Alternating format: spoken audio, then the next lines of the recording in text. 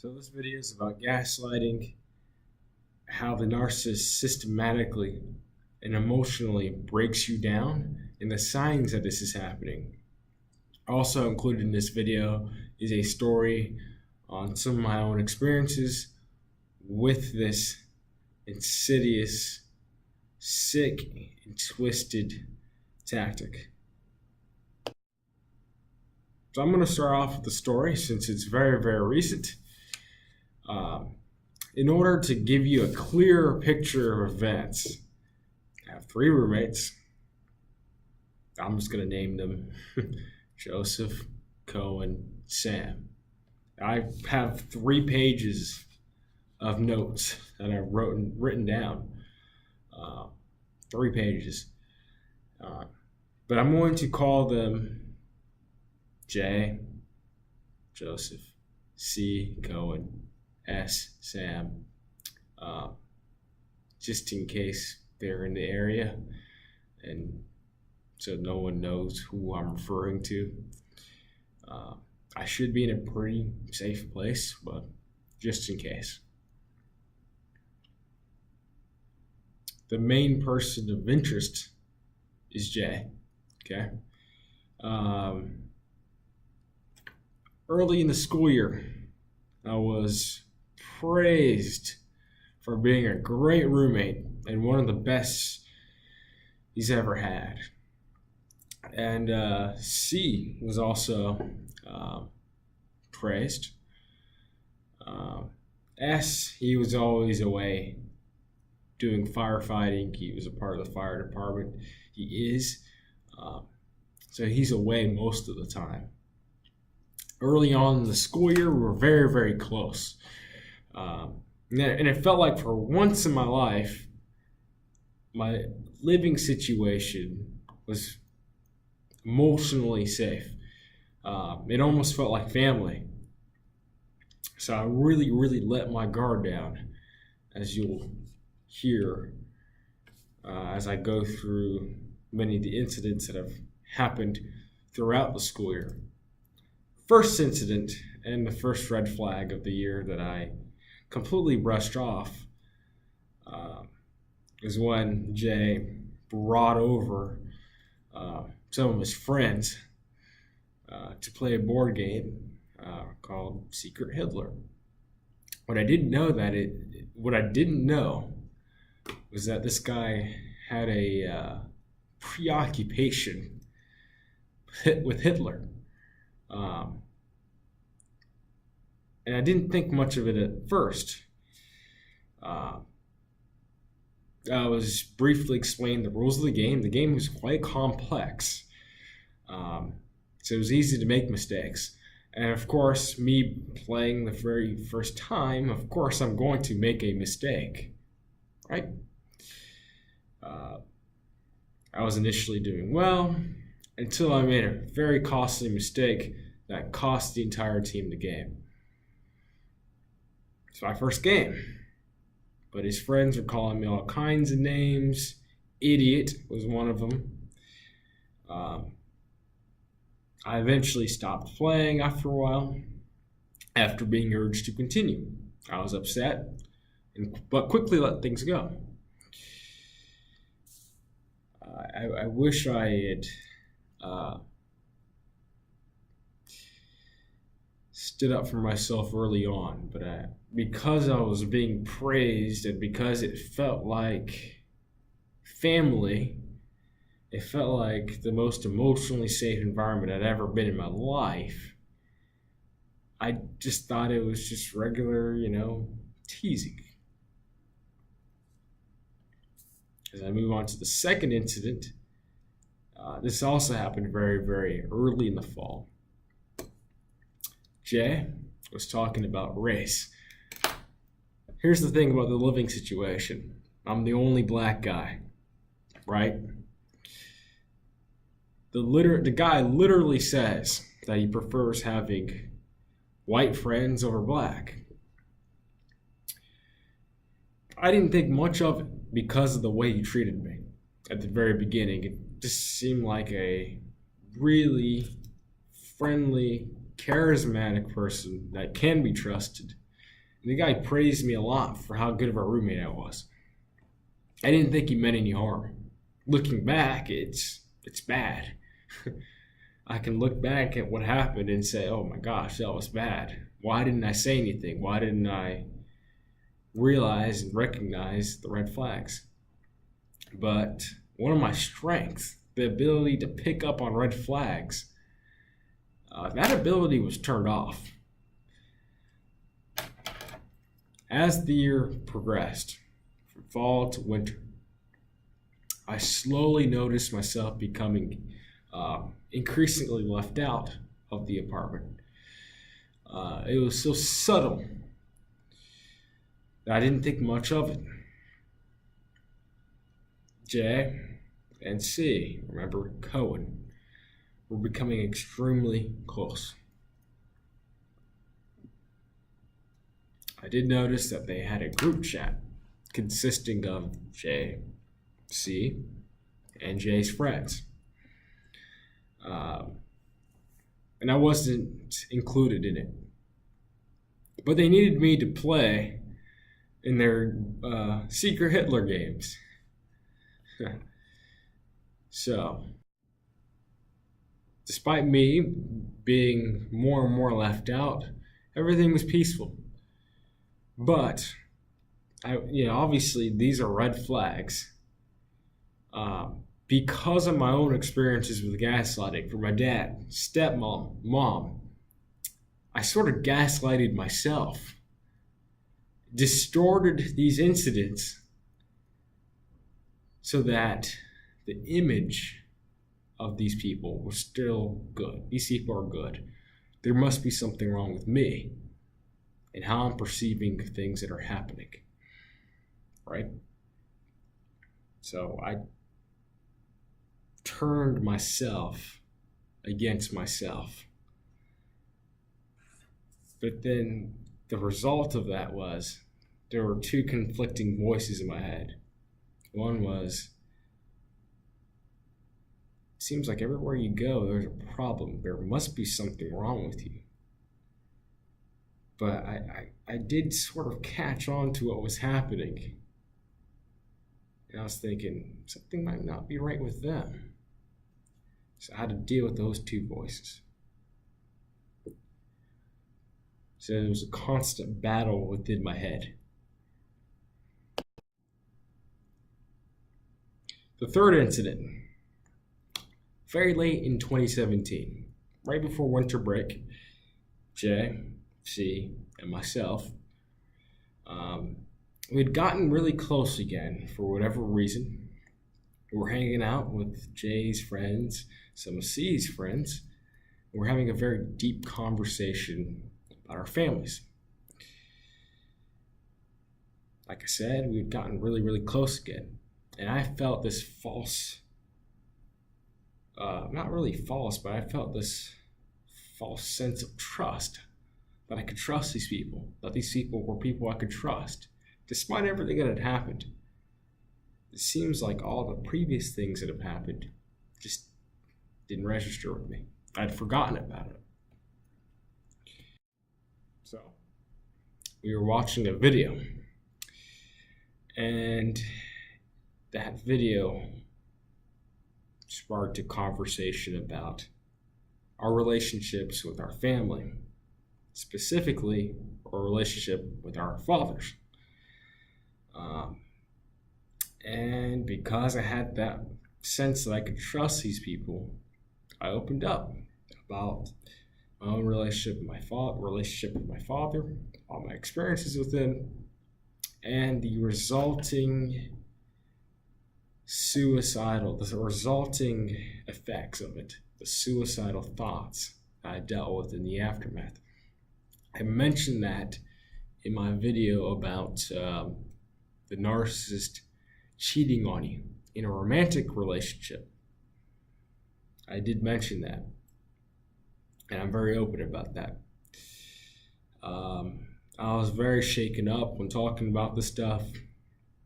I actually felt like I could be very vulnerable. Huge mistake. I revealed way too much about myself.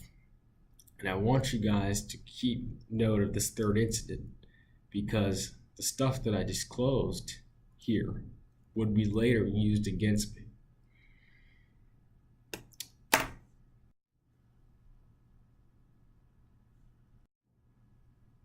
So we leave for winter break. We come back.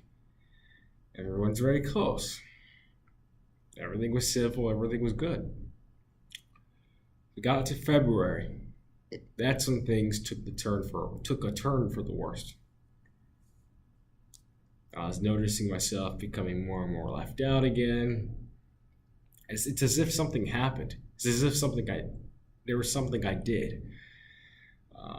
But I tried to stay very, very calm and quiet and just stay out of their way as much as I can, thinking that, okay, they might treat me better if I keep taking absolute shit and doing nothing about it. Jay finds himself in a relationship with this girl. Her name is Lindsay. I will call her L. Very night I met her, Jay and his friends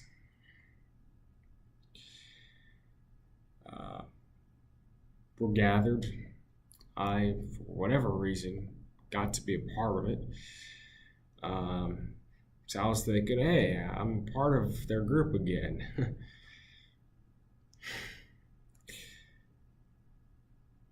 His group of friends, Jay's group of friends, asks L, what major are you? I want you guys to realize this. Everyone in that room is an engineering major, but me. When L answered the question, if she's an engineer or not, she said, of course, I'm not a wimp. A wimp. I took offense to that because I was the only non-engineer in the room, and not only that, it was known. It was known. I was very upset, but I did a really good job of hiding it. Sounds very familiar because I did, now looking back, me pretending not to be upset, pretending like there's nothing wrong, was a very familiar but thing that I did. I did this around my dad a lot after very abusive incidents. I pretended like nothing was wrong. I suppressed my own emotion, right? But I found a way to jokingly bring up L's comment about I'm not a wimp. And I joked with Jay about it. Okay? And what ended up happening is, from that day forward, I was increasingly more excluded. Okay. Through March and into April. This leads us to the fifth incident that happened. April 18th, around then. I came home from an exhausting day, had a statistics test, and I was upset because I know I didn't make the 100 that I made on the previous test. And I wanted to do as well or get close to that 100. Turns out I got like an 86. I was upset. I'd run 3 miles that day with my friends, and I didn't like the time I got. I was just really upset because I knew I could do better than that. I came home and I had to go. I had to use the bathroom. Something was wrong with the toilet and I didn't know. It's a toilet. There are 2 toilets in the apartment. There's one that me and Jay share, and then there's the one that C and S share. The one that me and Jay share had something wrong with it. I didn't know. I used it because I had to go. I did not see that there was something wrong with it. Oh, there was something wrong with it. The situation with the toilet got so bad that I called maintenance. I felt like that was the right thing to do. Call maintenance. It's common sense, right? That was my gut instinct. I left a note for Jay not to use the toilet because there's something wrong with it. I've called maintenance. J, C, S. They eventually came home. Jay goes straight to the toilet and calls S, Sam. For a reminder, that's Sam. They start laughing. I'm not really understanding why.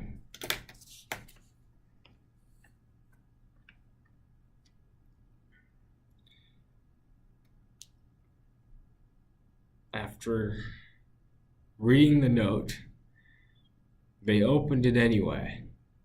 Started making jokes, acting like complete assholes about it, without even asking me what happened. It wasn't until after like 15 minutes of just nonstop joking, laughing, and being total dicks about it is when they finally asked me what happened. And they asked me whether or not I called maintenance. And I'm like, of course. Of course I called maintenance. I know that there's something wrong with it.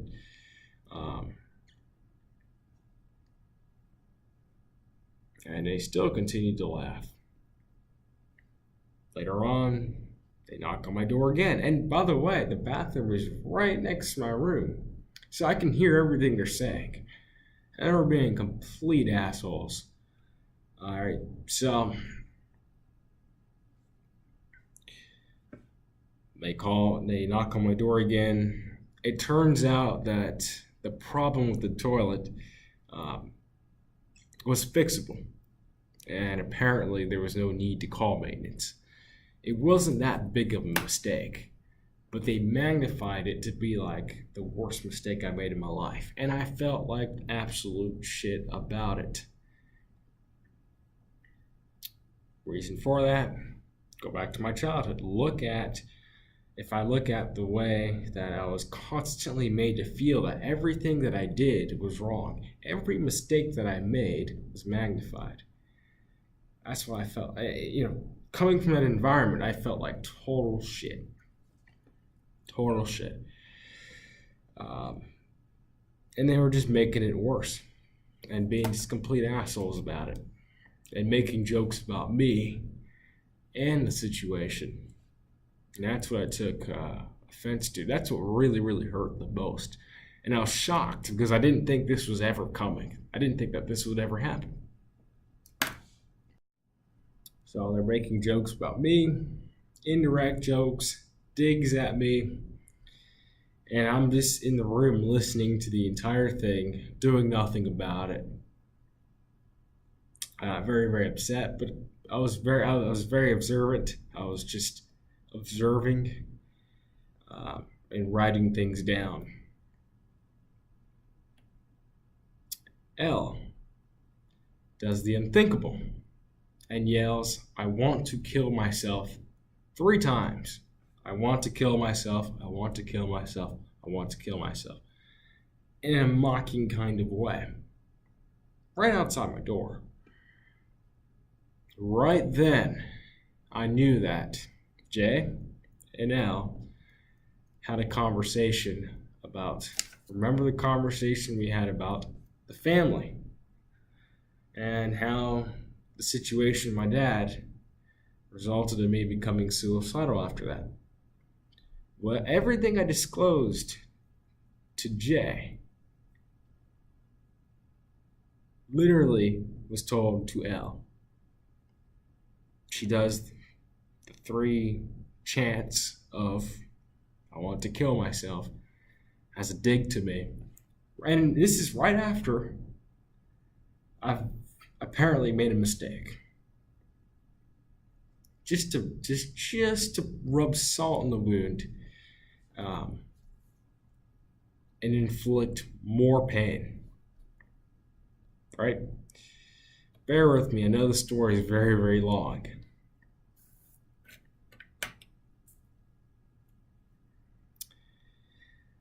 I wake up the next day. I was very, very angry, understandably. At the time, I was in group therapy. That is finished because the school year is about to be over. I discuss the incident in detail with the group members, and they told me I should definitely confront him. And as I went through the story more and more, the angrier I got, which led to incident 6.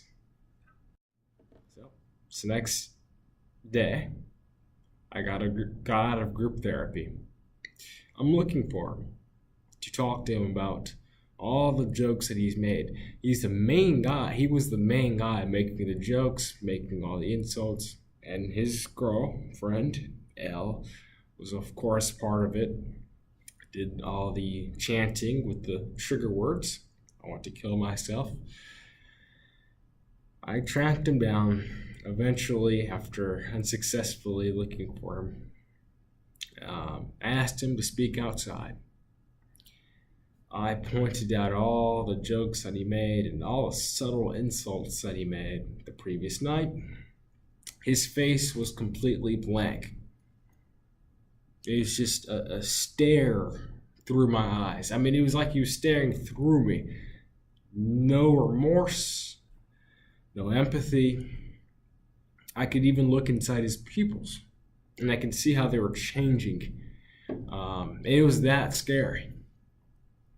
The stare on his face was just blank. And again, it looked like he was just staring through me. He asks,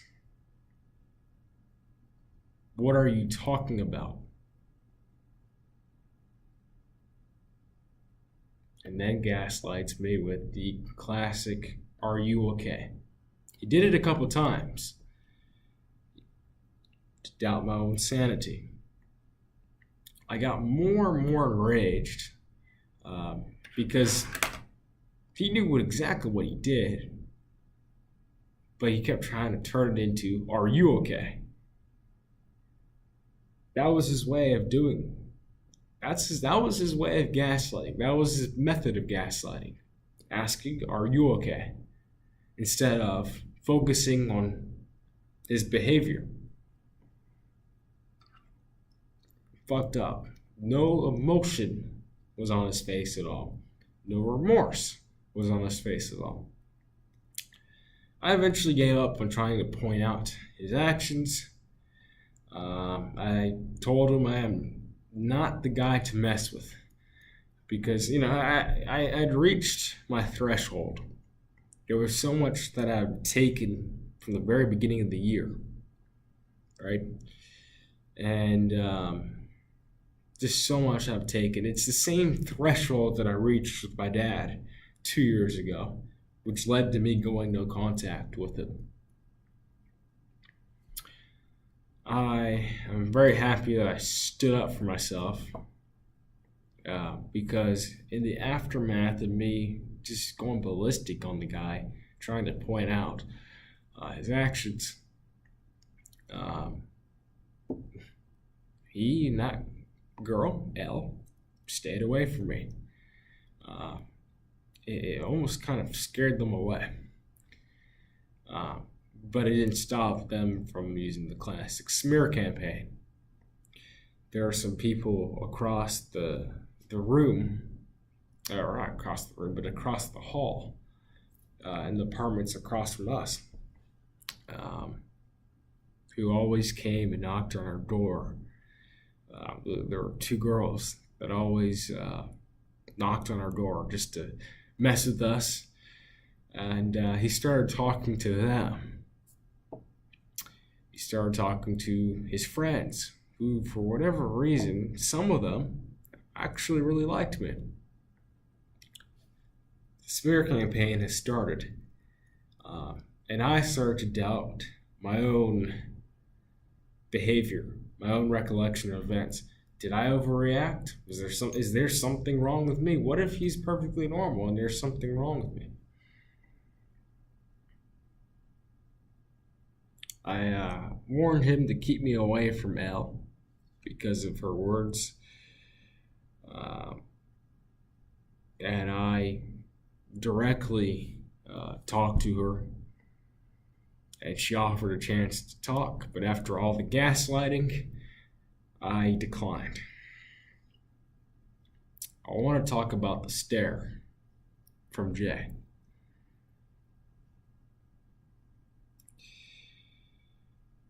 I recall one night back in March where I was out with my friends in the city, uptown. At the end of the night, we take the train to return to campus. Jay and a friend of his got on the train 2 stops after the stop that me and my friends got on. Well, here's the thing about those 2 stops. The stop that he got on the train on, and the stop that we got on the train on. They're literally walking distance. The stops that are in between the stop I got on the train from and the stop that he got on the train from, they're literally walking distance, which tells me that we were in very, very close proximity. Not only that, he managed to know which train car I was on. He sat right behind me, too. That was a more creepy thing, and there were a lot of seats away from me, but he sat literally right behind me. And as the school year progressed, he showed a lot of interest in my whereabouts.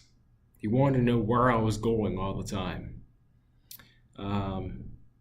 But didn't care about me, which showed in incidents 1 through 6.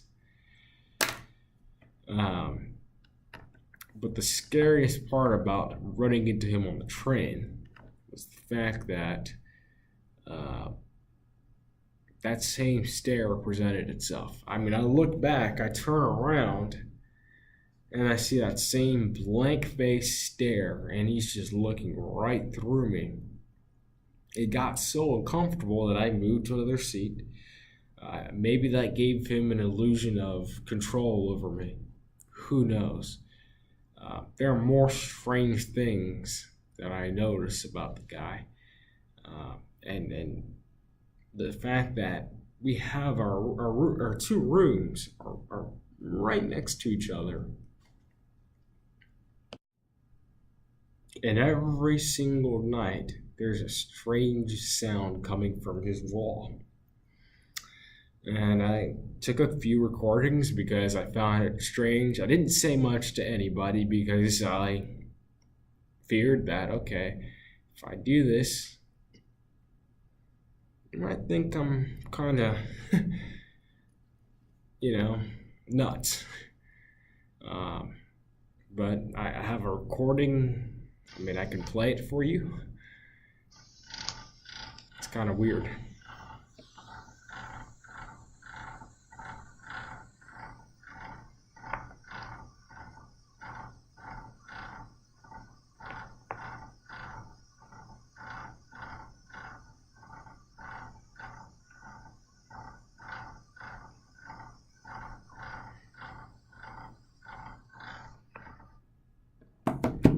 So, very strange, and it's every night, and it would start around about 1 a.m. and continue until about 9, 10 a.m. So from the time I go to sleep to the time I wake up, roughly, every single night. It was very, very strange. I have no idea what it is. It's very strange, and I just hope that it wasn't anything horrible going on. But that's it. That's all I have. I move out in 5 days. So I don't have to deal with this guy anymore, but this is indeed another example of potential sociopath. but the gaslighting tactics that they use and the stalking tactics that they use and isolation tactics that they use. It's a great example of all of those. And if there's someone out there that is going through something like this, encourage you to report it early on before it becomes a problem or before it's too late. I thank people who could bear with me and hear me out. And I hope this video helped you in some way. Thank you.